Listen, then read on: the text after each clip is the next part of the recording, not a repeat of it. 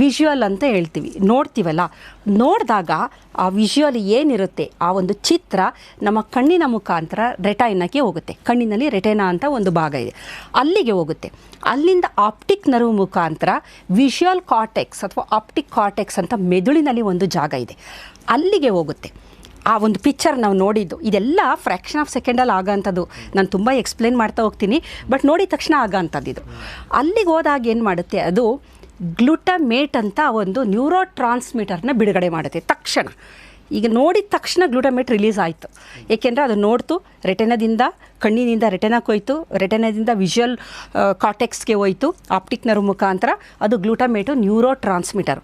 Neuro transmitter ಏನು ಮಾಡುತ್ತೆ, shape ನೋಡುತ್ತೆ, colour ನೋಡುತ್ತೆ, symmetry ನೋಡುತ್ತೆ, moment ನೋಡುತ್ತೆ, ಎಲ್ಲ ನೋಡುತ್ತೆ. ನೋಡಿದ ತಕ್ಷಣ ಅದು ಅಟ್ರ್ಯಾಕ್ಟ್ ಆಯಿತು.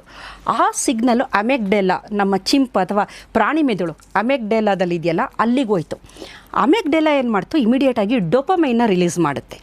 ಡೋಪಮೈನ್ ರಿಲೀಸ್ ಆದಾಗ ಪದೇ ಪದೇ ನೋಡಬೇಕು ಅನಿಸುತ್ತೆ. ಅದನ್ನು ಒಂದು ಸಲ ನೋಡ್ತೀವಲ್ಲ, ಆ ಕಲರು, ಆ ಸಿಮಿಟ್ರಿ, ಆ waist hip ratio, moment, complexion, skin colour ಎಲ್ಲ ನೋಡಿದಾಗ ಏನಾಗುತ್ತೆ, ಪದೇ ಪದೇ ನೋಡಬೇಕು ಅನಿಸುತ್ತೆ. ಕಾರಣ ಡೋಪಮೈನ್ ರಿಲೀಸ್ ಆಯಿತು. ಡೋಪಮೈನು ಕಿಕ್ ಥರ, ಅದು ಒಂದು ರಿವಾರ್ಡಿಂಗ್ ಹಾರ್ಮೋನ್, ಅದು ಒಂದು ಕಿಕ್ ಕೊಡುತ್ತೆ, ಅದನ್ನೇ ನೋಡ್ತಾ ಇರ್ತೀವಿ.